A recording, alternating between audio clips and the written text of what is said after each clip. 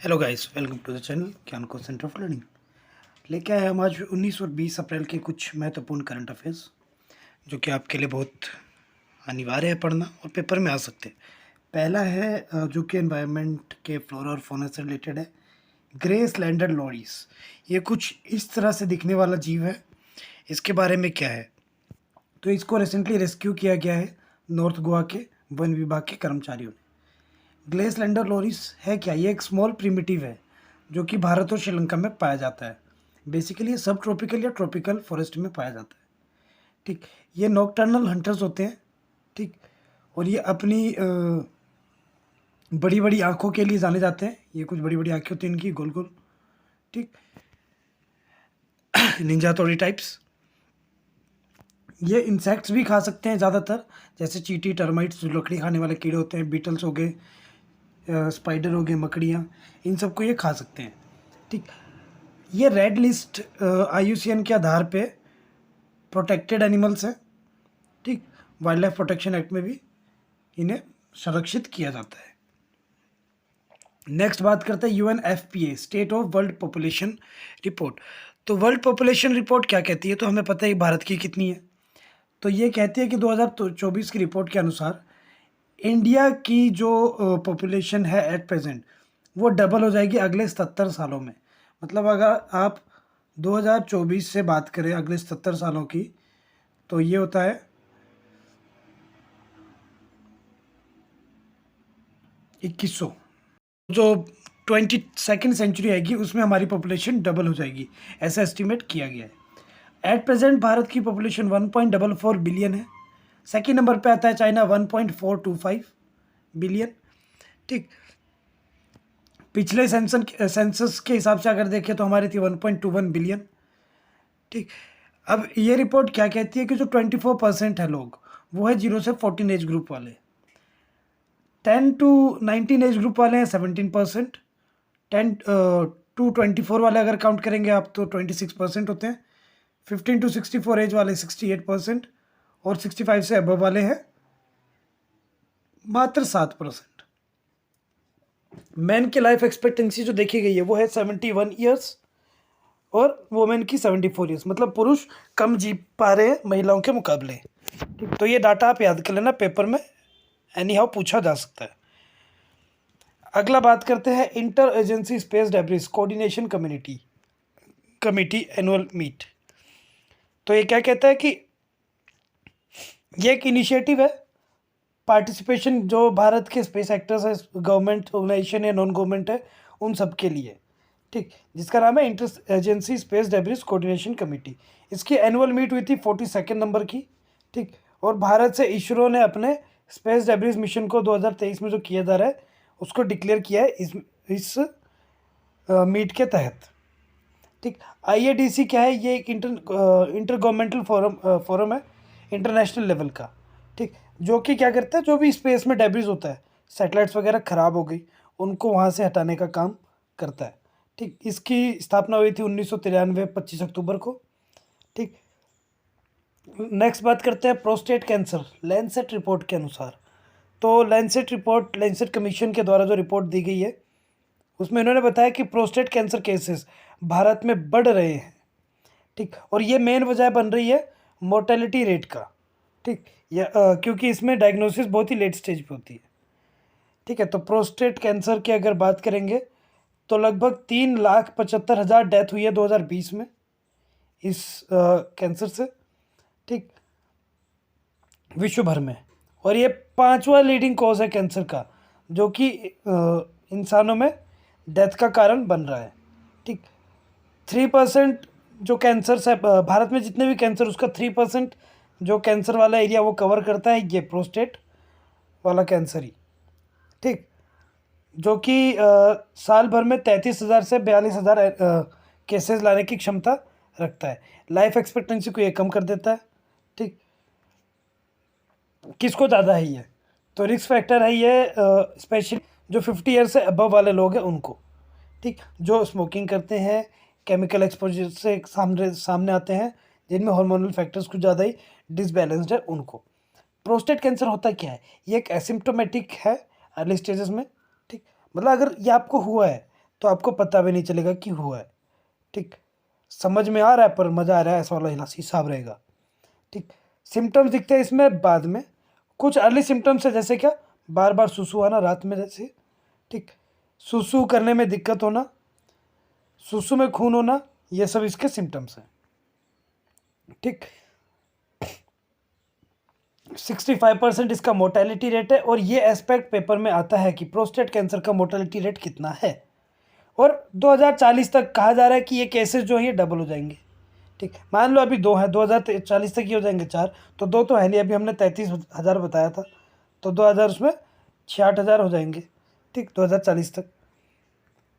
ठीक, ये male reproductive system के एक जो ब्लैडर के नीचे का ग्लैंड है वहाँ पे होने के चांसेस रहते हैं, तो ये बीमारी स्पेशली मैन को ही होती है, फीमेल्स आर सेफ। ठीक, सूर्य तिलक प्रोजेक्ट, तो परसों आपने न्यूज़ में देखा था कि राम मंदिर में सूर्य तिलक वाली कुछ दिखी थी प्रतिमा, तो ये है क्या? ठीक, तो सूर्य तिलक प्रोजेक्ट है, ये एक रिमार्केबल एंडेवर है। अयोध्या में रामलला जी के फोरहेड में जाती है सूर्य की किरण डायरेक्ट।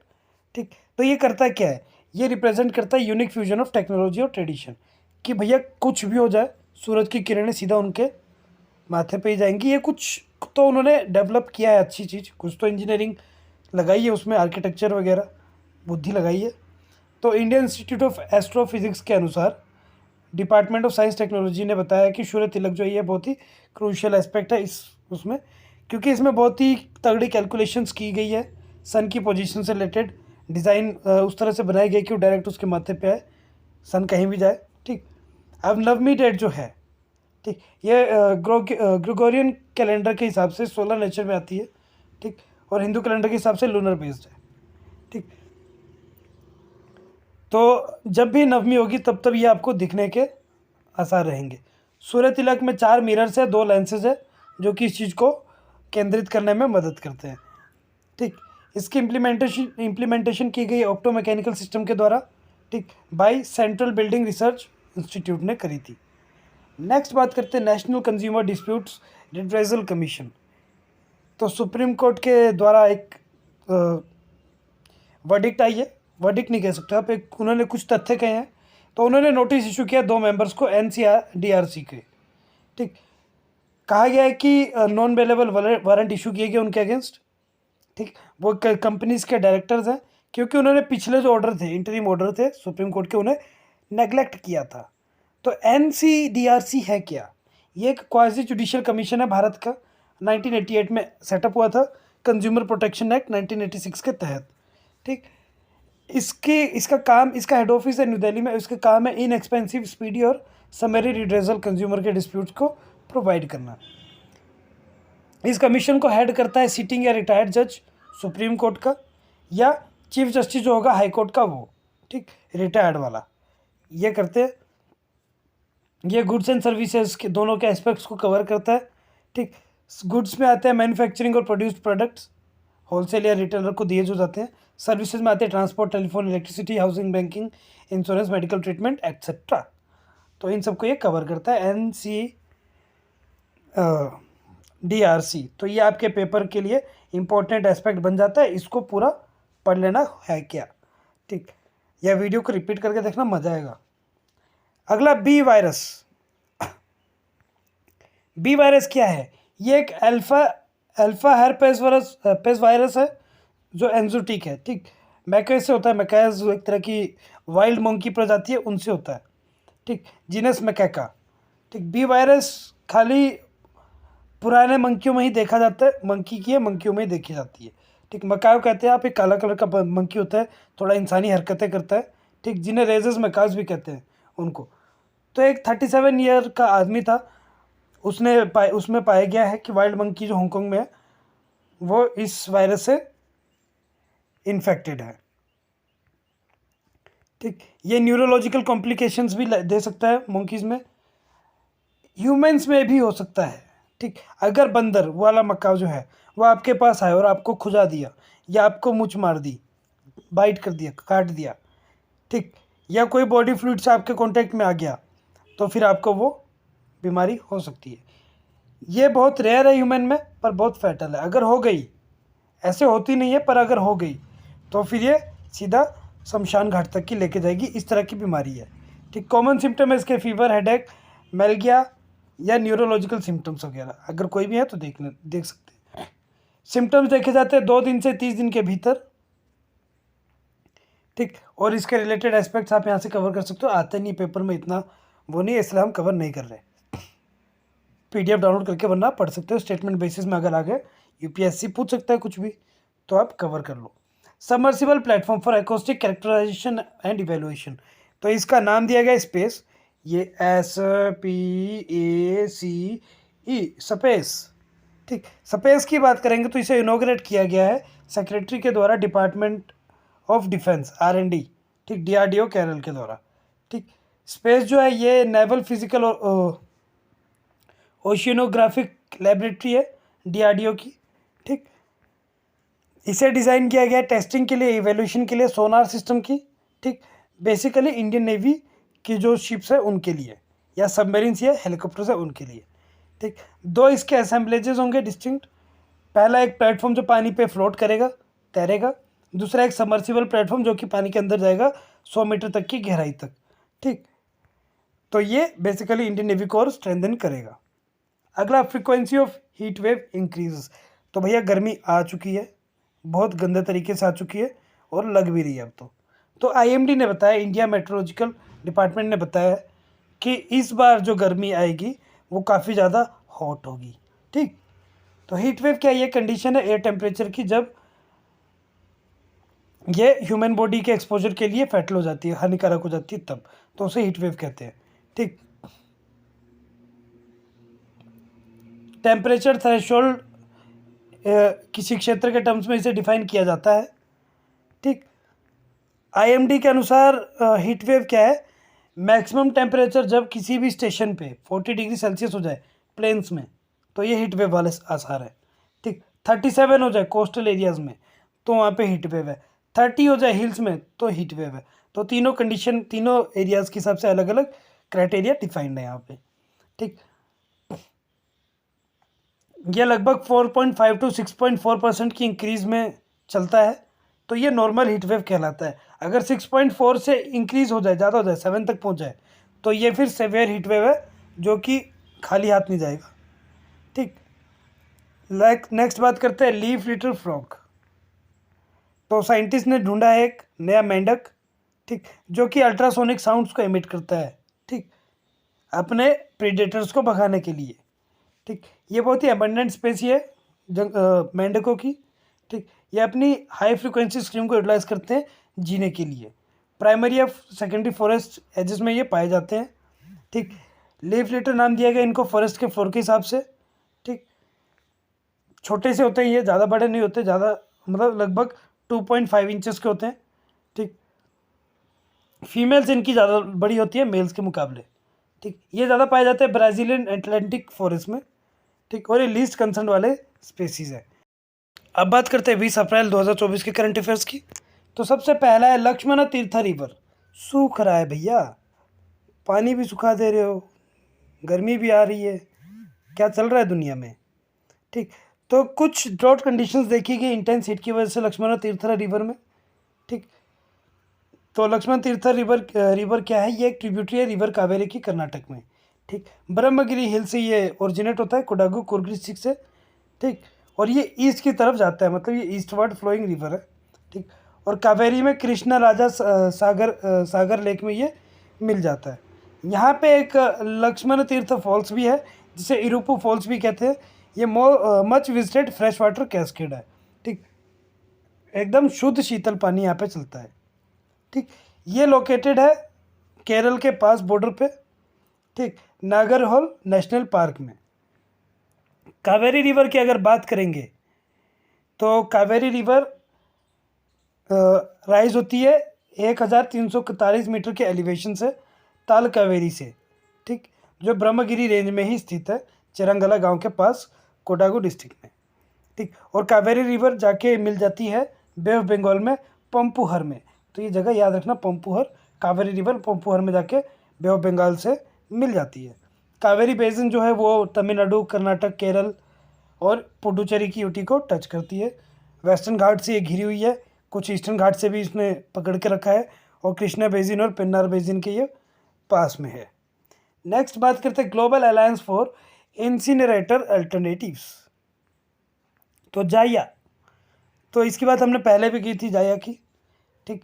तो ये है क्या, ये एक विश्व भर का अलायंस है जिसमें 1000 से ज़्यादा ग्रास रूट ग्रुप्स या गवर्नमेंट नॉन गवर्नमेंट ऑर्गेनाइजेशन या इंडिविजुअल्स पार्टिसिपेट करते हैं, मतलब इसके हिस्सा है, जिसका एम है करंट लीनियर या एक्सट्रैक्टिव इकोनॉमी सर्कुलर सिस्टम के टर्म्स में सेफ या हेल्दी एनवायरनमेंट को प्रोवाइड करना, ठीक। जीरो वेस्ट वर्ल्ड बिल्ड के टर्म्स में ये काम करता है, ठीक है, जहाँ पे किसी भी चीज़ को टॉक्सिक पोल्यूशन के टर्म्स में नहीं लिया जाता है, मतलब टॉक्सिक पोल्यूशन एग्जिस्ट ही नहीं करता है, ठीक, मतलब किसी भी चीज़ को जलाया नहीं जाता है, ये डंप नहीं किया जाता है, ठीक। रीयूजेबल वाली चीज़ें, 4 प्राइमरी पॉइंट्स है इसके, इंसिनरेशन, जीरो वेस्ट, प्लास्टिक और क्लाइमेट, ये इसके पॉइंट्स है, ठीक। इंसिनरेशन में इंसिनरेटर कंडक्ट होते हैं, तो इसमें क्या होता है, कुछ फर्नेस यूज़ होती है, ठीक, हैजार्डस मटेरियल को कंबस्ट जलाने के लिए एक कंबस्ट चैम्बर में ही, मतलब जलाया अंदर ही रखा, उसी की जो पार्टिकल्स हैं उसको अंदर ही यूटिलाइज कर लिया, ठीक है, मतलब उस वेस्ट को बाहर आने ही नहीं दिया, एनवायरनमेंट को प्रभाव ही नहीं पड़ा। अगला gross fix capital formation, GFCF, तो प्राइवेट इन्वेस्टमेंट के द्वारा जो है, जो GFCF है, ग्रॉस फिक्स कैपिटल फॉर्मेशन जो है, उसकी जो परसेंटेज है GDP प्राइसेस में वो थोड़ी इधर उधर हिलती हुई देखी गई है, ठीक। ये है क्या, ये ग्रोथ को डिफाइन करता है फिक्स कैपिटल के टर्म्स में एक इकोनॉमी में। फिक्स कैपिटल एसेट होते हैं जो कि टेंजिबल या इनटेंजिबल एसेट्स, संपत्तियाँ जो कि प्रोडक्शन प्रोसेस के आउटपुट से बनती है 1 साल से ज़्यादा के टाइम पीरियड में, ठीक। रेजिडेंट प्रोड्यूसर इन्वेस्टमेंट होती है इसमें, ठीक, फिक्स पीरियड के लिए। प्राइवेट GF जो है वो रफ इंडिकेटर के थ्रू काम करता है, प्राइवेट सेक्टर जो भी इन्वेस्ट करने के लिए विलिंग है उनको, ठीक। तो GFCF इंडियन इकोनॉमी का देखा गया है कि बड़ा है 32.78 लाख करोड़ 2014-15 में इतना बड़ा था, ठीक। अब ये इससे ज़्यादा कितना बढ़ गया है, 54.35 लाख करोड़ 2022-23 में, तो काफ़ी अच्छी बात है, ये कह सकते हो आप। अब बात करते हैं क्लाउडेड टाइगर कैट डिस्कवर्ड, तो एक टाइगर कैट की नई स्पेसीज डिस्कवर की गई है ब्राज़ील में, ठीक, जो कि डिफोरेस्टेशन का शिकार है, ठीक, डिफोरेस्टेशन की वजह से बाहर आई है अभी। तो ये एक फॉरेस्ट ड्वेलिंग टाइगर कैट है जिसका साइंटिफिक नेम है लियोपार्डस पार्डियोनोइड्स, ठीक। क्लाउड फॉरेस्ट में पाई जाती है साउथ सेंट्रल अमेरिका या एंडियन माउंटेन चेन्स में, ठीक, जो कि Costa Rica, Panama, Columba, Peru, Bolivia, Argentina को कवर करते हैं, ठीक। इसकी पूंछ थोड़ी लंबी होती है, ठीक, गोल गोल उसे इसके कान होते हैं, और ये 2.27 kg तक की वजनदार हो सकती है, ठीक। ये इसका पैच कलर है, रेडिश, ऑरेंजिश, ग्रेइश, येलो इस कलर में पाई जाती है, कुछ भी हो सकती है यार, क्लाउडी है, ठीक, बर्फीली। माउंट रुआंग इरप्टेड, माउंट रुआंग अभी रिसेंटली इरप्ट हो चुका है। माउंट रुआंग क्या था, ये एक स्ट्रेटो वोल्केनो था इंडोनेशिया के नॉर्थ सुलावेसी प्रोविंस में, ठीक, जो कि लगभग 10,932 फीट अबव था सी लेवल से, ठीक। इसके पास एक कैल्डेरा भी था 2 माइल्स की दूरी पे, तो ये रिसेंटली इरप्ट हुआ है, ठीक, और इरप्ट होकर लगभग 1 माइल तक गया है आसमान के ऊपर। स्ट्रेटो वोल्केनो क्या होती है, लंबे से वोल्केनो होते हैं, स्टीप मतलब सीधे होते हैं, कॉनिकल शेप वाले, ठीक, फ्लैट शील्ड नहीं होती इनमें, तो इनमें क्या होती है, पीक हायर होती है, ठीक, चोटी ऊपर होती है। लार्जेस्ट परसेंटेज है इस वोल्केनो का अर्थ के इंडिविजुअल वोल्केनोस के हिसाब से, ठीक। नेक्स्ट बात करते हैं ड्रैगन फ्लाई मिशन। अच्छा, ऊपर वाले में आपको डायरेक्टली पूछा जा सकता है कि कौन सा वोल्केनो था रिसेंटली जो कि इरप्ट हुआ है, तो आपका जहन में सीधा आना चाहिए माउंट रुआंग, जो कि इंडोनेशिया में स्थित है। अब ड्रैगन फ्लाई मिशन नासा का, तो एक आपने फिल्म देखी थी मक्खी, उसी से प्रेरित होकर ड्रैगन फ्लाई मिशन बनाया गया है। नासा ने ड्रैगन फ्लाई रोटरक्राफ्ट मिशन को कंफर्म कर लिया कि हाँ भाई हम बना रहे हैं, ठीक, जो कि सैटर्न के organic compound rich moon Titan से बना हुआ है 3.35 बिलियन की लागत से, ठीक, और जिसकी लॉन्च डेट है जुलाई 2028। ये एक डुअल क्वाडकॉप्टर है, ठीक, वो होता है ड्रोन, ड्रोन का थोड़ा विकसित वर्जन है। ठीक, जो कि सैटर्न के लार्जेस्ट मून जो टाइटन है उसके पास जाएगा और वहाँ पे थोड़ा घूम फिर के आएगा, एक्सप्लोर करेगा वहाँ पे कि वहाँ पे रहने लायक कुछ है कि नहीं। ठीक, बहुत दूर है पर ये छोटी चीज़ है, आराम से फैलते मतलब हिलती डुलती हुई जा सकती है। ये एक रोटर क्राफ्ट है, 2034 के हिसाब से बनाया गया इसको कि उस टाइम पीरियड पे इसको पूरी तरह से परफेक्टली डिज़ाइन कर दिया जाएगा। और ये नासा का पहली बार एक फ्लाई व्हीकल है जो कि किसी प्लेनेटरी बॉडी में जाने की क्षमता रखता है। इसमें 8 रोटर्स हैं। ठीक, और ये लार्ज ड्रोन की तरह दिखता है। अगला दुर्गा 2 टेस्टिंग। दुर्गा 2 ये इस तरह का एक मिसाइल है, उसकी टेस्टिंग। तो DRDO ने टेस्टिंग करी है प्रोटोटाइप दुर्गा 2 की। दुर्गा की बात करेंगे तो फुल फॉर्म है डायरेक्शनली अनरिस्ट्रिक्टेड रन गन रे गन एरे सिस्टम। ठीक, ये डैमेज कर देता है, डिस्ट्रॉय कर देता है टारगेट को अपने एनर्जी जो कि लेज़र बीम्स के जरिए निकलती है माइक्रोवेव्स के टर्म्स में, उस तरीके से। ठीक, इसके कुछ एडवांटेजेस भी हैं कन्वेंशनल म्यूनिशंस के आधार पे। ठीक, ये लीथल फोर्स मतलब ये एक स्पीड ऑफ लाइट के हिसाब से बीम को भेज सकता है 3 × 10⁸ मीटर पर सेकंड की स्पीड से अप्रॉक्सीमेटली। ठीक है, बहुत ही प्रिसाइज है ये। अगला बात करते हैं GPS स्पूफिंग। GPS स्पूफिंग क्या होती है? तो इसराइल ने यूज़ किया है GPS जैमिंग को ईरान के मिसाइल को कंफ्यूज करने के लिए। ठीक, क्योंकि अभी हमने देखा है कि इसराइल और ईरान के बीच में हमला हो रहा है। ठीक, ईरान ने पहले उसके ऊपर मिसाइल छोड़ दिया, अब इसराइल तैयार है काउंटर अटैक के लिए। उससे पहले उन्होंने GPS स्पूफिंग जारी किया है। ठीक, कि उनको लोकेशन का पता ही नहीं लगेगा। ये टेक्निक है US ने एग्जैक्टली यूज़ की थी ये भारत के कारगिल वार के टाइम में 1999 में। ठीक, जो कि मिलिट्री ऑपरेशंस के टाइम में GPS सिग्नल्स को बंद कर देता है। ठीक है, और इंडिया कारगिल वार में यूज़ हुई थी तो वो नेविक के थ्रू यूज़ हुई थी यहाँ पे। ठीक, सॉरी, उसी की वजह से हम अपना नेविक बनाने में कारगर आए हैं, क्योंकि उस टाइम US ने पाकिस्तान की मदद कर दी थी इस GPS सिस्टम की वजह से, इसलिए अब हम अपना नेविक सिस्टम बना पाए हैं। ठीक, GPS स्पूफिंग होता क्या है? ये एक GPS सिमुलेशन है जो कि मैनिपुलेट करता है, ट्रिक मतलब कंफ्यूज कर देता है किसी सामने वाले प्राणी को। ठीक, GPS सिग्नल्स के टर्म्स में। ठीक, ये साइबर अटैक वगैरह से भी बचाने के काम आ सकता है या उसको प्रोवोक भी कर सकता है, क्योंकि आप अपना डाटा सिक्योर वर्जन से एक इनसिक्योर सिग्नल में लेके जा रहे हो।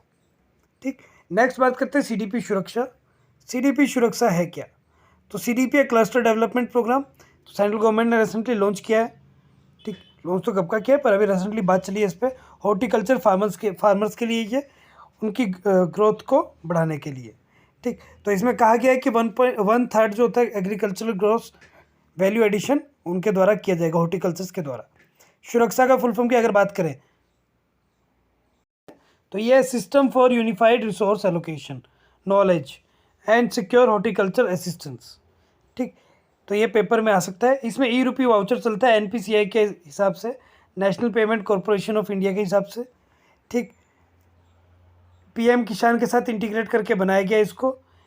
NIC UIDAI की वैलिडेशन चलेगी इसमें, ई-रूपी इंटीग्रेशन है इसमें, और लोकल गवर्नमेंट डायरेक्टर को ये फॉलो करेगा। ठीक, नेक्स्ट बात करते हैं रेगुलेटरी सैंडबॉक्स TRAI का रेगुलेटरी सैंडबॉक्स क्या कहता है? तो एलिजिबिलिटी रेगुलेटरी सैंडबॉक्स की ये है कि जो डिजिटल कम्युनिकेशन सेक्टर है, ठीक, राष्ट्रीय हो, इंडियन नेशनल हो या प्राइवेट हो, कुछ भी हो, ठीक, वो इनोवेट टेक्नोलॉजी को प्रमोट करेंगे, सर्विसेज प्रोवाइड करेंगे उस हिसाब से, और बिजनेस मॉडल्स तैयार करेंगे। ठीक, कस्टमर से वॉलंटरी कंसेंट लेनी पड़ेगी हर चीज़ के लिए, लीगल कस्टमर एंगेजमेंट के लिए। ठीक, digital personal data protection act को ये फॉलो करेगा। ठीक, उसी के रेगुलेशंस के हिसाब से ये चलेगा। ठीक, और इसे मैनेज करता है NTPIT national telecommunication institute for policy research innovation training. ठीक, जिसे इन्वॉल्वमेंट रहती है जिसमें टेलीकॉम इंजीनियरिंग सेंटर की। ठीक, अगला बात करते हैं Commonwealth Games. Malaysia rejected to host. तो मलेशिया ने रिजेक्ट कर दिया है कि हम होस्ट नहीं करेंगे कॉमनवेल्थ गेम्स, क्योंकि वहाँ पे इनसफिशिएंट ऑफ फंड्स चल रहा है। ठीक, ये क्वाड्रिलिनियल इंटरनेशनल मल्टी स्पोर्ट इवेंट है विश्व भर के कॉमनवेल्थ नेशंस के एथलीट्स के लिए, ठीक, जो कि बेसिकली ब्रिटिश एम्पायर के टेरिटरीज को कंप्राइज करता है। 56 कंट्रीज इसमें हिस्सेदार है, ठीक, ब्रिटिश कॉलोनीज़ की, ठीक, जितने भी ब्रिटिश अंग्रेजों ने जहाँ जहाँ कब्जा किया था वो कंट्रीज यहाँ पे पार्टिसिपेट करती हैं, ठीक। 1949 में इसकी स्टैब्लिशमेंट हुई थी लंदन डिक्लेरेशन के तहत। इसके members Africa, America, Asia Pacific और कुछ नोटेबल इकोनॉमिक इमर्जिंग कंट्रीज, ठीक। इसे बाल्फोर डिक्लेरेशन 1926 के तहत स्टार्ट किया गया था। अगला है 100% FDI इन स्पेस सेक्टर। तो FDI है फॉरेन डायरेक्ट इन्वेस्टमेंट। तो न्यू रूल्स आए हैं जो कि 16 अप्रैल से लागू हो चुके हैं, ठीक, जिसमें कैबिनेट ने बताया है कि FDI पॉलिसी के तहत वो अलाउ करेंगे कि आप 100% एज ए प्राइवेट फर्म 100% भी इन्वेस्टमेंट कर सकते हो, ठीक है, स्पेस सेक्टर के मिशंस में, ठीक, कोई दिक्कत नहीं होगी। तो ये इतना से एस्पेक्ट है जो कि ज़रूरी है। आज के लिए इतना ही। हाँ, लास्ट देख लो FDI के बारे में। FDI क्या है? ये एक इन्वेस्टमेंट बॉडी है, ठीक, जो कि ओनरशिप बिजनेस एंटिटी के एक कंट्री में अथॉरिटीज़ को कवर अप करती है। इसमें 2 रूट्स होते हैं, ऑटोमेटिक या गवर्नमेंट रूट। ऑटोमेटिक होता है जिसमें बाय डिफ़ॉल्ट आप RBI के अंदर का रहते हुए, मतलब RBI के साथ जुड़ के ज्वाइन कर सकते हो। दूसरा गवर्नमेंट के थ्रू। तो आज के करंट अफेयर्स के लिए इतना ही। मिलेंगे कल अगले करंट अफेयर्स के साथ। Thank you and have a nice day. Please like, share और सब्सक्राइब जरूर करें। और PDF यहाँ नीचे डिस्क्रिप्शन से डाउनलोड कर लें। यहाँ छोटू सा लाइक बटन है, उसको भी क्लिक कर दें।